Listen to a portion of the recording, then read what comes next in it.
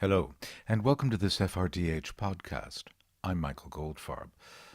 Although it has been announced frequently in the last month or so, the battle to reclaim Mosul from ISIS does finally seem to have drawn to an end.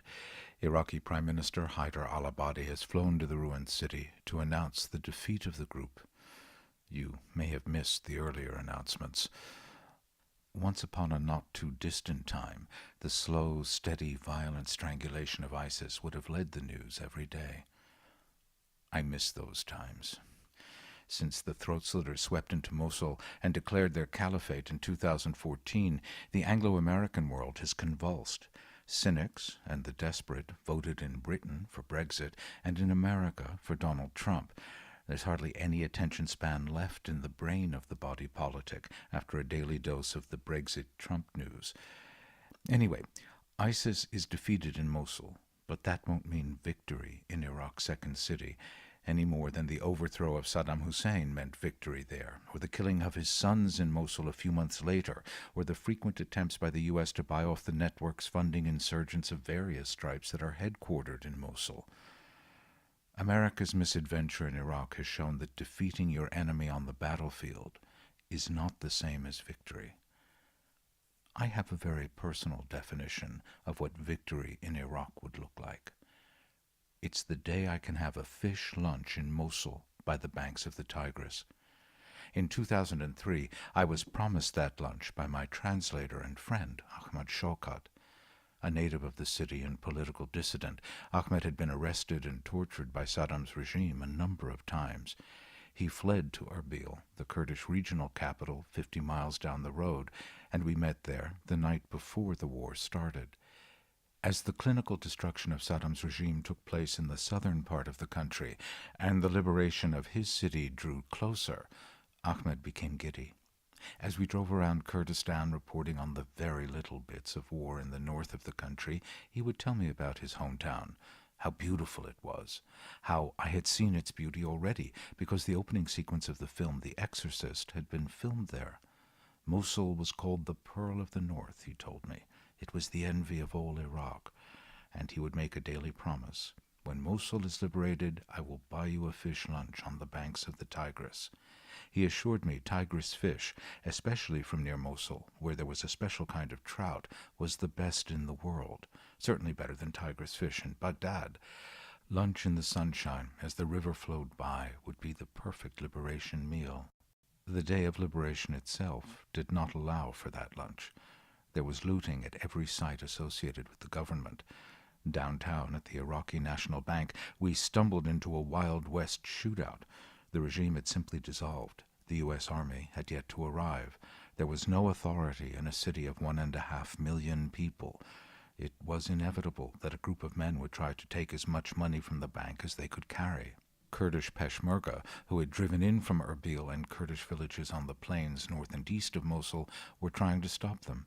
They poured AK-47 fire into the bank, and from within, AK-47 fire came flying back.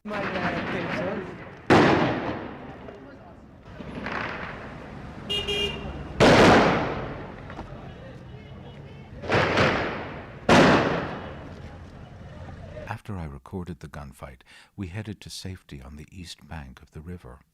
As we raced over the bridge, I could see the restaurants along the promenade, tables floating away.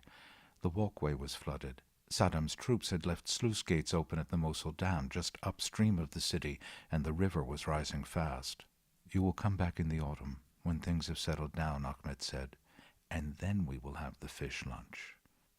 But things didn't settle down, and in the autumn, Ahmed was murdered.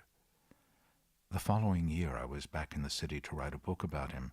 The fish restaurants may have reopened, but on the day I went downtown to the site of the bank, I got caught up in jihadi violence. Grenade, get back!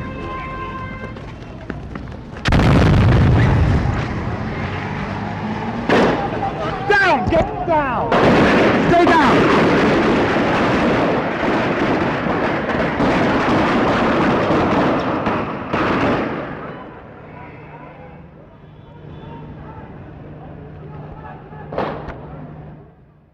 Salam, are you all right? Stay down. After that event, I really wasn't hungry for lunch. In 2008, I returned to Kurdistan to make a program about the northern part of Iraq 5 years after the overthrow of Saddam, and to present the book I had written to Ahmed's family. I thought we might all go to Mosul, where some of his children and grandchildren still lived, and have that fish lunch in his memory. That won't be possible, a British colleague told me over dinner in Erbil. He had just traveled from Baghdad to Mosul, embedded with the American military, and interviewed the mayor about the security situation. The mayor arranged for him to travel on to Erbil, and he spent the first part of the journey in the trunk of the vehicle for his own safety. Only after passing into Kurdish territory was he allowed out. A few months later, the financial crash came in the West. A new era was entered. Iraq slid off the front pages. People laughed at the memory of George W. Bush landing on the aircraft carrier Lincoln to declare a victory that never was, but they more or less accepted the American military's vaunted surge was a success, so victory of a sort had been achieved, and then the world forgot Iraq. In 2014, ISIS seized Mosul. It didn't take a lot of fighters to do so. Mosul has never been pacified. The city is home to Ba'athists who have had a come-to-Allah moment in their defeat, and they helped Abu Bakr al-Baghdadi and his crew. 15 months later, I was back in Erbil with Ahmed's son, now a journalist, and we went out to the front near Bashika, 15 miles from the city. I could see the dust and pollution rising over Mosul and the Tigris, so close to my fish lunch. And recently I went to Beirut to attend an American University Medical School conference on conflict medicine. The happiest person there was a doctor from Mosul. He tried to work under the ISIS regime after they arrived, but it only took a few weeks to realize that practicing medicine would not be possible under them. He fled to Erbil. Now he was with Iraqi forces, treating civilians on the slow, steady campaign to reclaim his city. He told me that ISIS was surrounded in Mosul's old city, and their defeat was inevitable. That's why he was smiling. I've been to Mosul, I told him. Won't be easy to clear them away. The streets are so narrow and twisted, and cars really can't get through. I told him the story of how Ahmed bled to death in the back seat of a cab, which took an hour to travel the few kilometers to a hospital because of the traffic. He nodded. Yes, it will take a while. That conversation was in mid-May.